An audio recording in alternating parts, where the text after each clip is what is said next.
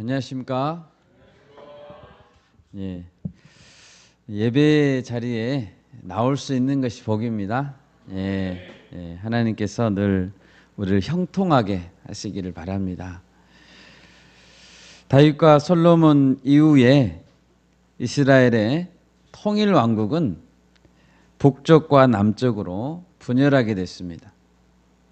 북쪽은 이스라엘 왕국, 남쪽은 유다 왕국으로 나누어집니다. 그 중에 남쪽 유다 왕국의 역사는 345년간 지속되는데 20명의 왕이 솔로몬의 아들 이후에 대를 이어서 세워지게 됩니다. 그런데 20명의 왕들 중에서 바른 신앙 생활로 하나님께 칭찬을 받는 왕은 몇 명 되지 않습니다. 대표적인 왕으로는 아사 왕, 히스기야 왕, 요시야 왕입니다. 오늘 본문은 히스기야 왕에 관한 기록입니다. 우리가 지금 매일 열왕기하 말씀을 보고 있는데요. 북이스라엘 왕들은 하나같이 우상을 섬기면서 하나님의 진노를 불러일으키고 있습니다. 북이스라엘의 개국 시점부터 여로보암이라는 왕은 우상을 섬겼습니다. 어떻게 이렇게 북이스라엘이 하나같이 하나님을 슬프시게 하는지 잘 이해가 되지 않을 정도입니다. 그런데 오늘 본문 3절에 보면 히스기야에 대해서는 그의 조상 다윗의 모든 행위와 같이 여호와께서 보시기에 정직하게 행하였다라고 기록하고 있습니다. 얼마나 반가운 소식입니까? 가뭄의 단비와 같은 정말 반가운 말씀입니다. 오늘 말씀의 제목은 어디로 가든지 형통하였더라입니다. 우리도 형통할 수 있기를 바랍니다. 아멘. 이 시간 히스기야의 성공적인 신앙 개혁 그리고 일부분의 실패의 모습을 보면서 하나님이 원하시는 신앙이 무엇인가를 배우고 우리의 신앙을 점검할 수 있기를 바랍니다. 오늘 본문에서 우리는 무엇을 알 수 있을까요? 첫 번째로 하나님은 철저한 신앙 개혁을 기뻐하신다는 사실을 알 수 있습니다. 1절 말씀을 보십시오. 이스라엘 왕 엘라의 아들 호세아 제3년에 유다 왕 아하스의 아들 히스기야가 왕이 되니. 히스기야는 아하스 왕의 아들이었고 왕이 될 때 나이가 25살이었습니다. 히스기야가 어릴 때 어떤 환경 가운데서 자랐을까요? 아버지인 아하스는 어떤 왕이었을까요? 열왕기하 16장 3절과 4절을 보겠습니다. 열왕기하 16장 3절과 4절 말씀 우리 같이 읽습니다. 이스라엘의 여러 왕의 길로 행하며 또 여호와께서 이스라엘 자손 앞에서 쫓아내신 이방 사람의 가증한 일을 따라 자기 아들을 불 가운데로 지나가게 하며 또 산당들과 작은 산 위와 모든 푸른 나무 아래에서 제사를 드리며 분향하였더라. 아하스의 죄입니다. 아하스는 북이스라엘 왕국의 여러 우상 숭배의 행태를 따라했습니다. 심지어 주변 가나안 족속이었던 암몬 족속, 모압 족속들이 행했던 인신 제사 행위까지도 따라했습니다. 여러분, 사람이 하나님의 질서대로 살지 않고 피조물을 예배하게 되면 가치관과 생각이 비정상이 되는 것입니다. 우상 숭배를 하게 되면 사람이 아하스처럼 됩니다. 인신 제사라뇨. 사람이 결코 해서는 안 될 짓까지 하게 되는 것입니다. 열왕기하 16장 10절 이하에 보면 아하스 왕은 아수르 왕을 만나러 다메섹에 갔다가 거기 있는 아수르의 우상 제단을 보게 됩니다. 그리고 그 제단의 모든 구조와 제도의 양식을 그려서 유다의 수도 예루살렘 한가운데에 똑같은 우상 제단을 세우도록 했습니다.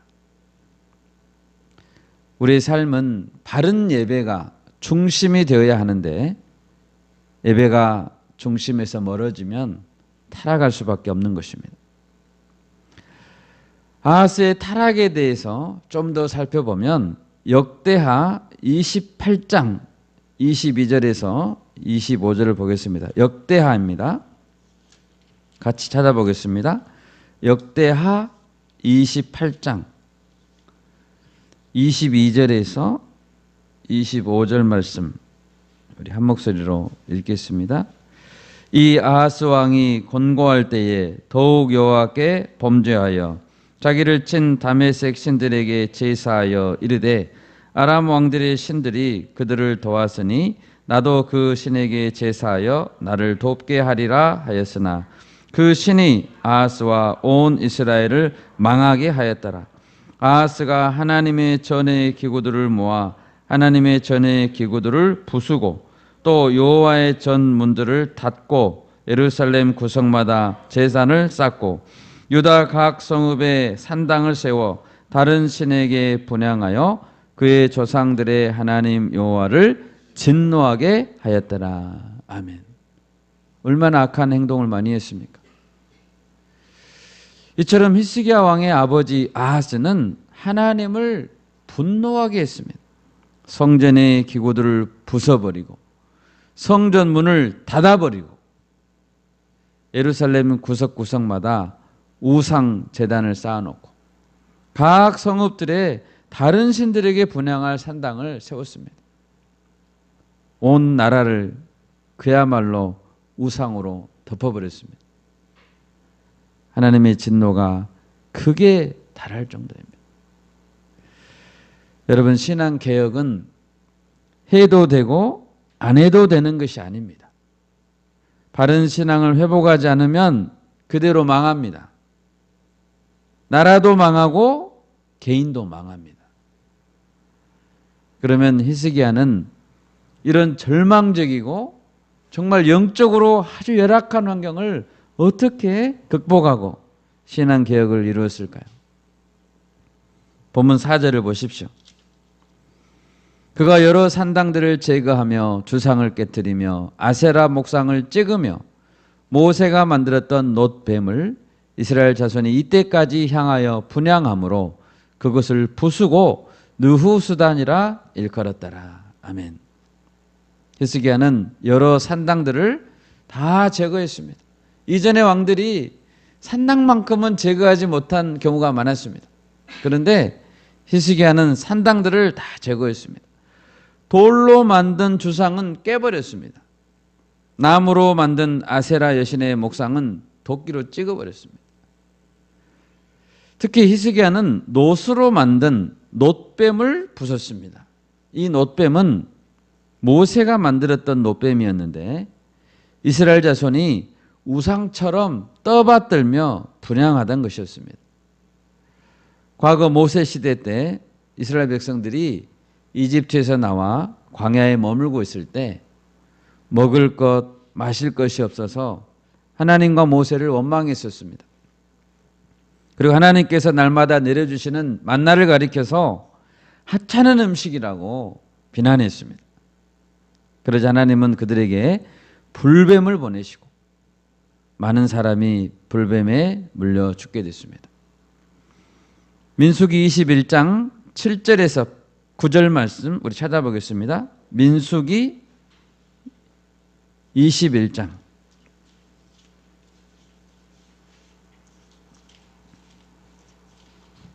7절에서 9절 말씀 우리 한 목소리 읽겠습니다. 백성이 모세에게 이르러 말하되 우리가 여호와와 당신을 향하여 원망함으로 범죄하였사오니 여호와께 기도하여 이 뱀들을 우리에게서 떠나게 하소서. 모세가 백성을 위하여 기도하매 여호와께서 모세에게 이르시되 불뱀을 만들어 장대 위에 매달아라. 물린 자마다 그것을 보면 살리라. 모세가 노뱀을 만들어 장대 위에 다니 뱀에게 물린 자가 노뱀을 쳐다본즉 모두 살더라. 아멘.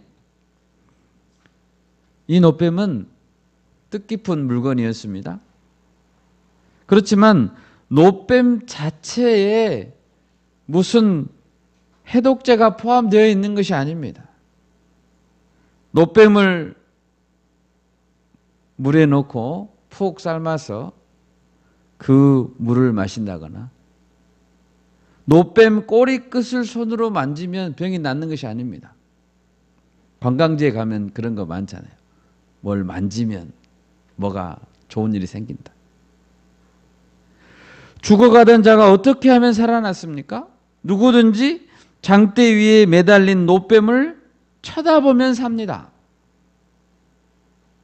그 말씀을 믿고 하나님의 말씀을 믿고 산다라는 말씀을 믿고 믿음으로 쳐다보면 살았습니다.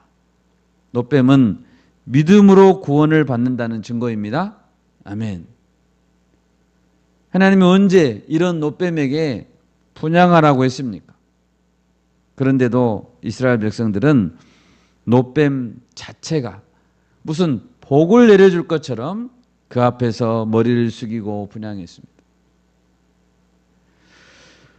얼마나 우상 숭배를 하던 것이 몸에 배었든지 뭐든지 신령한 것이 있기만 하면 고개를 숙이고 향을 피우고 복주라고 기도하는 행동이 생기고 말았습니다.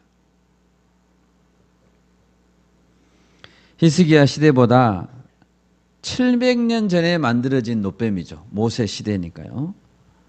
그것도 여호와의 종 모세가 직접 만든 노뱀이라니 얼마나 이스라엘 사람들에게는 상징적이고 귀중한 물건입니까? 그렇지만 히스기야는 노뱀을 철저히 부숴버렸고 조각을 내버렸습니다. 그리고 그것을 느후수단이라고 말했습니다. 노조각이란 뜻입니다. 노조각이 지나지 않는다. 이런 의미이죠. 여러분, 모든 우상은 돌조각, 나무조각, 노조각에 지나지 않습니다. 그 자체에는 아무런 영적 능력이 없습니다. 오랜 시간 내려온 관습, 전통, 어떤 뜻깊은 물건이 있다고 해봅시다. 그것이 하나님이 복으로 내려준 것이었을 수도 있습니다. 그런데 만약 이런 것들에게 필요 이상의 의미를 부여하고 의지하고 섬기려고 한다면 그것은 우상입니다. 우리 주변에 그런 것들이 있는지 살펴보고 조각을 내야 됩니다. 부숴버려야 됩니다. 여러분, 무엇이 우상일까요? 하나님을 향한 바른 예배를 가로막는 모든 것은 우상입니다. 모든 삶의 중심에는 하나님이 계셔야 되고 하나님의 창조주 되심, 주권자 되심, 구원자 되심이 드러나야 하는 것입니다. 다른 모든 피조물은 하나님 앞에 엎드려 경배해야 됩니다. 신앙개혁은 예배를 회복하는 것입니다. 그렇다면 히스기야가 어떻게 이런 철저한 신앙개혁을 이룰 수 있었을까요? 본문 5절과 6절입니다. 우리 같이 한 목소리로 읽을까요? 5절과 6절입니다. 히스기야가 이스라엘 하나님 여호와를 의지하였는데 그의 전후 유다 여러 왕 중에 그러한 자가 없었으니 곧 그가 여호와께 연합하여 그에게서 떠나지 아니하고 여호와께서 모세에게 명령하신 계명을 지켰더라. 아멘. 히스기야의 전에도 히스기야의 후에도 이처럼 철저하게 하나님을 의지하던 자가 없었습니다. 얼마나 하나님이 큰 칭찬을 해주신 것입니까? 히스기야는 여호와께 연합하여 떠나지 않았습니다. 연합했다는 것은 날마다 하나님과 딱 붙어서 교통했다는 뜻입니다. 날마다 하나님의 말씀을 지키기 위해 힘쓰고 연합한 생활이 없었다면 결코 신앙개혁은 이룰 수 없습니다. 역대하 29장 3절에서 5절을 찾아보겠습니다. 역대하 29장 3절에서 5절, 히스기야의 개혁을 좀 더 구체적으로 이제 29장 이하에 설명하고 있는데요. 3절에서 5절 같이 읽겠습니다. 첫째 해 첫째 달에 여호와의 전 문들을 열고 수리하고 제사장들과 레위 사람들을 동쪽 광장에 모으고 그들에게 이르되 레위 사람들아 내 말을 들으라. 이제 너희는 성결하게 하고 또 너희 조상들의 하나님 여호와의 전을 성결하게 하여 그 더러운 것을 성소에서 없애라. 아멘. 히스기야가 한 말입니다. 히스기야는 언제 개혁을 시작했습니까? 3절, 방금 읽은 3절을 보면 통치 원년 첫째 달에 시작했습니다. 몇 살이었다고요? 25살밖에 안 먹었어요. 히스기야가 25세 왕이 되었습니다. 왕이 되자마자 마치 기다렸다는 듯이 첫째 해 첫째 달부터 개혁이다. 아멘? 아멘. 왕이 되었으니 놀고 싶은 것, 하고 싶은 것, 먹고 싶은 것, 내 마음대로 해보자. 이런 마음이 아니었습니다. 왕이 되기 전까지 히스기야는 마음속으로 기도했을 것입니다. 어떻게 하면 무너진 신앙을 회복할 수 있을까? 어떻게 하면 예배를 바로 세울 수 있을까? 어떻게 하면 닫힌 성전의 문을 열 수 있을까? 기도했을 것입니다. 그리고 왕이 되자마자 성전 문부터 열었습니다. 그리고 신앙개혁의 계획을 차근차근 실행에 옮겼습니다. 여호와의 전을 성결하게 하여 그 더러운 것을 성소에서 없애라. 하나님께서 우리에게 이런 마음을 부어주시기를 소원합니다. 아멘. 여러분, 하나님은 이런 신앙개혁을 이룬 히스기야를 어떻게 축복했습니까? 본문 7절 8절입니다. 여호와 하나님은 그가 어디를 가든지 그와 함께 하셨습니다. 그것은 형통한 삶이었죠. 아버지 아하스가 아수르 왕에게 꼼짝 못하고 그의 비위를 맞추고자 아수르의 제단까지 본따서 만들었다면 히스기야는 아수르 왕을 섬기지 않겠다고 결단했고 또 블레셋 사람들을 쳐서 영토를 되찾았습니다. 여러분, 우리가 히스기야의 바른 신앙개혁의 자세를 배울 수 있기를 바랍니다. 아멘. 여호와 하나님 외에 그 무엇도 두려워할 필요가 없습니다. 그 무엇도 예배를 대신할 수 없습니다. 예배를 바로 세우는 것이 신앙을 바로 세우는 것입니다.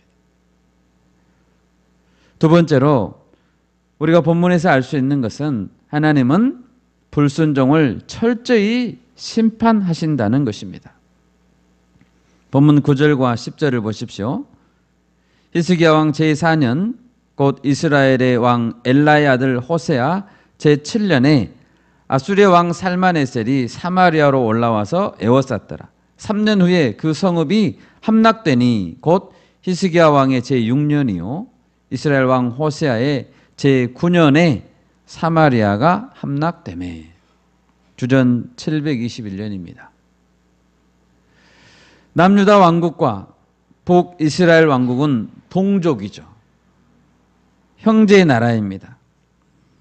그런데 아수르 왕이 형제 나라 북이스라엘 수도 사마리아를 에워쌌습니다. 3년 동안 에워싸니 버틸 수 없고 함락되었습니다. 히스기야 왕 제4년이면 그가 28살이 되던 해이죠. 히스기야는 이런 모든 것을 지켜보고 얼마나 두렵고 안타까운 마음이 되었을까요? 아수르 왕은 북이스라엘 주민을 다 흩어버렸습니다. 11절을 보면 고산 강가에 있는 할라와 하볼과 메대 사람의 여러 성읍으로 이주시켜 버렸습니다. 북이스라엘에서 보면 1000km 이상 떨어진 곳입니다. 지금의 이라크 북쪽 지역으로 이주시켜 버렸습니다. 또 메대 사람이 사는 지역이다라는 것은 그보다 더 떨어진 곳입니다. 지금의 이란에 해당합니다. 이주된 백성은 평생 고향으로 돌아가지 못했습니다. 여러분 얼마나 안타깝습니까? 이스라엘 백성들이 살던 땅은 어떤 땅입니까? 하나님께서 주신 약속의 땅. 젖과 꿀이 흐르는 땅. 그 땅에 더 이상 살지 못하고 이방인들 틈에서 평생 눈치 보며 친척과 친구도 만날 수 없고 포로 백성으로 살아야 하는 그들의 신세. 얼마나 처량합니까? 하나님은 왜 이스라엘 왕국을 이처럼 멸망시켰을까요? 열왕기하 17장 7절 8절을 같이 읽겠습니다. 열왕기하 17장 7절과 8절 같이 읽습니다. 이 일은 이스라엘 자손이 자기를 애굽 땅에서 인도하여 내사 애굽의 왕 바로의 손에서 벗어나게 하신 그 하나님 여호와께 죄를 범하고 또 다른 신들을 경외하며 여호와께서 이스라엘 자손 앞에서 쫓아내신 이방 사람의 규례와 이스라엘 여러 왕이 세운 율례를 행하였음이라.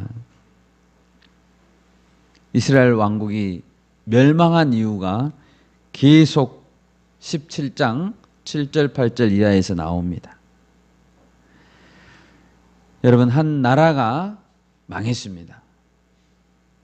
한 나라가 망한다면 경제력, 군사력이 약해서 망한 것이 아닙니다. 남들이 도와주지 않아서 망한 것이 아닙니다. 하나님의 징계 때문에 망하는 것입니다.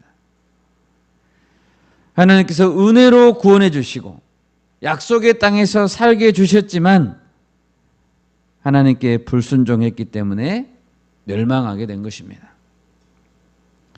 하나님은 북이스라엘을 멸망시키기 전에 여러 차례 선지자들을 보내고 또 선견자들을 보냈다고 했습니다. 그래도 그들은 듣지 않았고 목을 곧게 했습니다. 하나님은 오래 참으시지만 끝까지 돌아오지 않을 때는 불순종을 철저히 심판하십니다. 하나님의 심판은 관념적인 심판이 아닙니다. 영적 불순종의 결과는 실제로 눈앞에 나타나는 심판입니다. 진짜로 집이 불태워지고 진짜로 집이 무너지고 고향을 떠나 피난민이 되어야 됩니다. 가짜 칼로 죽이는 것이 아닙니다. 가짜 총으로 죽이는 것이 아닙니다. 우리가 TV 뉴스로 세계 각국에서 벌어지는 전쟁의 참상을 보고 있습니다. 사람들이 죽고 다치는 장면을 너무 많이 보기 때문에 전쟁의 고통, 피난민들의 고통을 잘 이해하지 못합니다. 잘 느껴지지가 않습니다. 그렇지만 그것은 실제로 일어나는 일입니다. 절대로 그런 일이 일어나면 안 됩니다. 북이스라엘 백성이 겪어야 했던 고통은 뼈아픈 고통입니다. 영적 타락은 실제적인 삶의 결과로 나타납니다. 북이스라엘 왕국의 멸망이 바로 증거입니다. 영적 타락은 실제적인 고통으로 나타납니다. 여러분, 우리가 하나님의 경고를 가볍게 여기지 맙시다. 예, 아멘. 마지막 세 번째로 오늘 본문에서 알 수 있는 것은 고난 중에도 끝까지 하나님을 의지해야 한다는 사실입니다. 본문 13절을 보십시오. 히스기야 왕 제14년에 아수르 왕 사네립이 공격해 와서 유다의 견고한 성읍들을 거의 점령해 버렸습니다. 히스기야 왕 제14년이니까 이제 30대 후반이 된 히스기야 왕입니다. 얼마나 무서웠을까요? 7년 전에 북이스라엘이 망했습니다. 아수르에게 완전히 패망하고 철저하게 유린당했습니다. 그 모습을 히스기야도 잊을 수 없죠. 이때 히스기야는 어떻게 했습니까? 14절입니다. 라기스라는 곳으로 사람을 보내서 아수르 왕에게 납작 엎드렸습니다. 라기스는 예루살렘 서남쪽에 45km 위치한 요새화된 성읍이었습니다. 그 말은 이미 유다 왕국의 주요한 성읍들은 다 아수르 군대에게 넘어갔고 예루살렘 주위의 성읍들도 함락되었다는 뜻입니다. 히스기야는 아수르 왕에게 내가 잘못했습니다. 한 분만 살려주십시오 라고 말할 수밖에 없었습니다. 아수르 왕은 은 300달란트와 금 30달란트를 정하여 내게 했습니다. 히스기야는 여호와의 성전과 왕궁 곳간에 있는 은을 다 내주었습니다. 16절에 보면 여호와의 성전 문의 금과 자기가 모든 기둥에 입힌 금을 벗겨서 아수르 왕에게 주어야 했습니다. 여러분, 성전을 복구하면서 히스기야가 성전에 장식했던 그 금, 그것을 벗겨내야 했을 때 얼마나 마음이 아팠겠습니까? 여러분, 생각해 봅시다. 7절 말씀에서 여호와께서 그와 함께 하심에 그가 어디로 가든지 형통하였더라. 아수르 왕을 배반하고 섬기지 아니하였더라. 이 히스기야는 어디로 간 거죠? 히스기야의 결단은 어디로 갔습니까? 여호와께서 함께 하시고 형통하게 했던 신앙의 패기는 어디로 갔습니까? 아수르 왕을 배반하고 오직 하나님만 섬기겠다는 결단은 어디로 갔을까요? 나라가 바람 앞에 촛불처럼 흔들릴 때 히스기야는 어떻게 했어야 할까요? 여기서 고난당한 히스기야의 반응에서 우리는 무엇을 배울 수 있습니까? 첫째로, 고난 중에도 형통할 수 있다는 것을 기억해야 됩니다. 여러분, 고난 중에도 형통할 수 있습니다. 성도는 시험과 고난이 언제든지 찾아올 수 있다는 것을 알아야 됩니다. 하나님께서 어디로 가든지 형통하게 하겠다라고 말씀하신 것은 꽃길만을 걷게 해주겠다는 약속이 아닙니다. 어디로 가든지라고 했습니다. 성도는 어디로 갈 수 있습니다. 어디로든지 갈 수 있습니다. 하나님께서 보내시는 곳, 하나님께서 함께 하시는 곳이라면 가시밭길도 가야 합니다. 형통하게 하신다는 것은 우리와 함께 해주신다는 약속이고 마지막에는 승리하게 해주신다는 약속입니다. 구약 성경에 요셉이라는 사람이 있습니다. 요셉은 아버지 야곱에게 사랑을 받는 아들이었죠.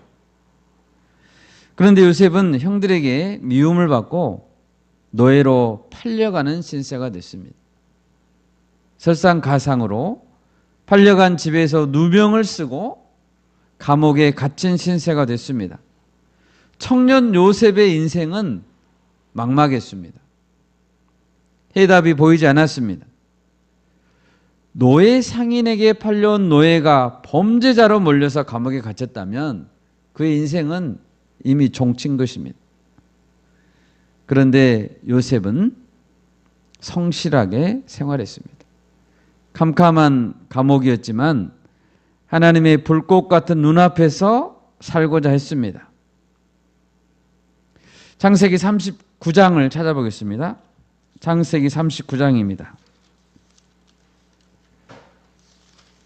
21절로 23절 말씀 우리 같이 읽겠습니다. 창세기 39장 21절로 23절 같이 읽습니다. 여호와께서 요셉과 함께 하시고 그에게 인자를 더하사 간수장에게 은혜를 받게 하심에 간수장이 옥중 죄수를 다 요셉의 손에 맡김으로 그 재반 사물을 요셉이 처리하고 간수장은 그의 손에 맡긴 것을 무엇이든지 살펴보지 아니하였으니 이는 여호와께서 요셉과 함께 하심이라. 여호와께서 그를 범사에 형통하게 하셨더라. 아멘. 믿음을 지키려고 하다가 감옥에 갇혔잖아요. 유혹을 뿌리치려고 하나님 앞에 바르게 살고자 하다가 감옥에 갇혔습니다. 그럼에도 불구하고 감옥에서도 성실하게 충성되게 행했다는 것입니다. 요셉은 나중에 감옥에서 나와 총리까지 됐고 자신을 팔아 넘겼던 형들에게 원수를 갚는 것이 아니라 형들과 형들의 자녀까지 온 이스라엘 민족을 구원하는 하나님의 도구로 쓰임 받았습니다. 감옥에 있었지만 형통했습니다. 아멘.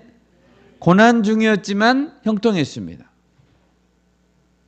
다니엘은 어떻습니까? 다니엘은 포로로 바벨론에 끌려간 자였습니다.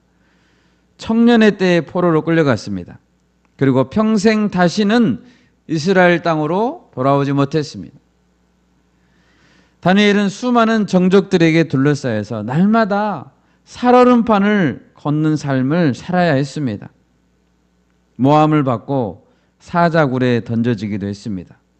그렇지만 그는 형통한 자였습니다. 다니엘서 6장 28절을 제가 읽겠습니다. 이 다니엘이 다리오 왕의 시대와 바사 사람 고레스 왕의 시대에 형통하였더라. 바벨론 제국에서뿐 아니라 바벨론이 망하고 페르시아가 세워지는 혼돈의 시대 가운데 한가운데 있었지만 다니엘은 형통한 자였습니다. 하나님께서 그와 동행하셨기 때문입니다. 여러분 사자굴에서도 형통할 수 있습니다. 아멘. 아멘. 요셉도 다니엘도 실패한 인생처럼 처음에는 보였습니다. 그렇지만 하나님께서 형통하게 하실 때 성공한 삶을 살 수 있었습니다. 히스기야는 어떻습니까? 어떻게 형통한 자라고 불렸던 자가 강대국의 공격을 받을 수 있는가? 여러분 하나님 눈에 형통한 자도 강대국의 침공을 받을 수 있습니다. 아멘. 병에도 걸립니다. 형통한 자도 사업에 실패합니다. 사기를 당할 수도 있고 시험에서 떨어질 수도 있고 연애에 실패할 수도 있습니다. 그렇지만 우리는 결코 낙심하거나 두려워해서는 안 됩니다. 시편 119편 71절입니다. 고난당한 것이 내게 유익이라. 이로 말미암아 내가 주의 율례들을 배우게 되었나이다. 우리가 시험과 고난을 당할 때 잊지 말아야 될 중요한 자세는 바로 이것입니다. 고난 당한 것은 내게 유익이다. 아멘. 우리 저를 한번 따라서 해보겠습니다. 고난 당한 것은 내게 유익이다. 아멘. 아멘. 고난을 허락하신 분이 하나님이시기 때문입니다. 그분께 감사하고 고난을 복으로 생각하는 것이 믿음입니다. 고린도전서 10장 13절입니다. 사람이 감당할 시험 밖에는 너희가 당한 것이 없나니 오직 하나님은 미쁘사 너희가 감당하지 못할 시험 당함을 허락하지 아니하시고 시험 당할 즈음에 또한 피할 길을 내사 너희로 능히 감당하게 하시느니라. 아멘. 우리에게 다가오는 모든 시험은 하나님이 허락했기 때문에 우리에게 온 것입니다. 믿습니까? 아멘. 하나님께서 미처 알지 못하는 상황에서 우리에게 어떤 시험은 절대 올 수 없습니다. 또한 하나님은 피할 길을 주실 수 있는 분이십니다. 하나님은 시험을 허락하신 분이시고 또한 피할 길도 주시는 분이십니다. 디모데전서 4장 4절입니다. 하나님께서 지으신 모든 것이 선함에 감사함으로 받으면 버릴 것이 없나니. 아멘. 하나님이 주셨고 우리가 감사함으로 받는다면 시험과 고난은 그 자체로 복이 될 줄 믿습니다. 아멘. 고난을 잘 통과했을 때, 말씀에 순종했을 때, 그 이후에 나타나는 결과들도 하나님의 복이지만 그 고난 자체도 복이라는 것입니다. 우리는 어떻게 고난 중에 승리할 수 있습니까?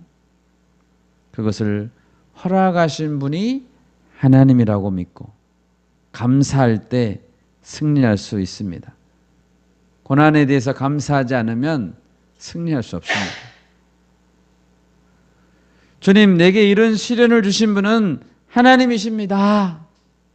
이 시험을 통과하고 나면 더 성숙해질 것을 기대하고 감사합니다. 이 시험이 그 자체로 내게 복입니다. 라고 기도하기를 소원합니다. 아멘. 히스기야는 그렇게 기도했어야 합니다. 또한 고난당한 히스기야에게서 우리는 무엇을 배울 수 있습니까? 고난 중에 하나님께 적극적으로 나아가서 말씀을 끝까지 붙들었어야 한다는 사실입니다. 오늘 본문은 1차 침공입니다. 1차 침공 때 큰 수치를 당하며 엄청난 조공물을 아수르에 바쳐야 했던 것과 달리 2차 침공 때는 아수르에게서 승리하게 됩니다. 열왕기하 19장 1, 2절을 같이 읽겠습니다. 열왕기하 19장 1, 2절입니다. 2차 침공 때입니다. 같이 읽습니다. 히스기야 왕이 듣고 그 옷을 찢고 굵은 배를 두르고 여호와의 전에 들어가서 왕궁의 책임자인 엘리야김과 서기관 셈나와 제사장 중 장로들에게 굵은 배를 돌려서 아모스의 아들 선지자 이사야에게로 보내매. 한번 조공물의 맛을 본 아수르는 결코 한 번으로 만족하지 않습니다. 대적은 반드시 다시 찾아옵니다. 2차 침공 때 히스기야는 여호와의 전에 들어갔습니다. 그리고 이사야에게 도움을 청했습니다. 19장 3, 4절도 같이 읽겠습니다. 3, 4절입니다. 그들이 이사야에게 이르되 히스기야의 말씀이 오늘은 환난과 징벌과 모욕의 날이라. 아이를 낳을 때가 되었으나 해산할 힘이 없도다. 랍사게가 그의 주 아수르 왕을 보냄을 받고 와서 살아계신 하나님을 비방하였으니 당신의 하나님 여호와께서 혹시 그의 말을 들으셨을지라. 당신의 하나님 여호와께서 그 들으신 말 때문에 꾸짖으실 듯하니 당신은 이 남아있는 자들을 위하여 기도하소서 하더이다 하니라. 아멘. 기도를 요청했습니다. 하나님의 말씀을 듣고 순종하고자 한 것이죠. 하나님은 이 히스기야에게 응답했습니다. 19장 6절 7절 같이 읽겠습니다. 이사야가 그들에게 이르되 너희는 너희 주에게 이렇게 말하라. 여호와의 말씀이 너는 아수르 왕의 신복에게 들은 바 나를 모욕하는 말 때문에 두려워하지 말라. 내가 한 영을 그의 속에 두어 그로 소문을 듣고 그의 본국으로 돌아가게 하고 또 그의 본국에서 그에게 칼에 죽게 하리라 하셨느니라 하더라. 아멘. 히스기야는 싸울 필요도 없었습니다. 나가서 칼을 한 번도 휘두르지 않았습니다. 그런데 아수르 군대는 다음날 아침에 18만 5천 명의 군대가 죽었습니다. 그리고 사네립 왕은 본국으로 돌아가서 암살당했습니다. 하나님이 일하시면 우리는 승리할 수 있습니다. 이사야 선지자는 우시야, 요담, 아하스, 히스기야 4대에 걸쳐 활동했던 선지자입니다. 1차 침공 때에도 이미 이사야는 있었습니다. 이사야의 예언의 말씀도 있었습니다. 이사야 10장, 14장 등에 보면 이사야는 분명히 말했습니다. 아수르를 두려워하지 말라. 내가 오래지 아니하여 그들을 멸하리라. 하나님의 말씀을 예언해 주셨습니다. 이미 말씀이 있었습니다. 그러면 왜 1차 침공 때에는 2차 침공같이 대응하지 못했을까요? 너무나 안타깝습니다. 여러분, 우리가 왜 시험의 때에 넘어질까요? 이미 우리에게 주어진 정답을 보지 않기 때문입니다. 이미 하나님의 말씀, 정답은 나와 있습니다. 말씀 안에 나와 있습니다. 아멘? 이미 말씀하셨습니다. 하나님은 언제나 우리 곁을 떠나지 않았습니다. 1차 침공 때도 하나님은 히스기야를 떠나지 않았습니다. 함께 하신다고 했잖아요. 그러면 그 하나님을 붙들었어야죠. 우리가 고난의 때에 우리 곁에 계신 하나님, 이미 주신 하나님의 말씀을 굳게 붙들 수 있기를 바랍니다. 그리고 고난을 넉넉히 이겨낼 수 있기를 바랍니다. 이제 말씀을 맺겠습니다. 우리 주변에 예배를 방해하는 것들이 있습니까? 그것들을 부수고 제거할 수 있기를 바랍니다. 바른 예배를 회복해야 합니다. 어떻게 해요? 하나님과 연합한 생활로, 말씀을 붙드는 생활로 신앙개혁을 이루어야 됩니다. 시험과 고난은 누구에게나 찾아옵니다. 형통한 자에게도 찾아옵니다. 그것들은 하나님께서 허락하신 것들이고 우리 신앙을 성숙하게 해주는 고마운 것들입니다. 고난은 유익입니다. 아멘. 하나님께서 허락하신 시험은 그 자체로 복입니다. 우리가 어떤 시험 앞에서든지 하나님이 보내신 곳이라면 어디서든지 형통할 수 있는 복된 자들이 될 수 있기를 소원합니다. 아멘. 이 말씀으로 한 주간 승리합시다. 아멘. 제가 기도하겠습니다.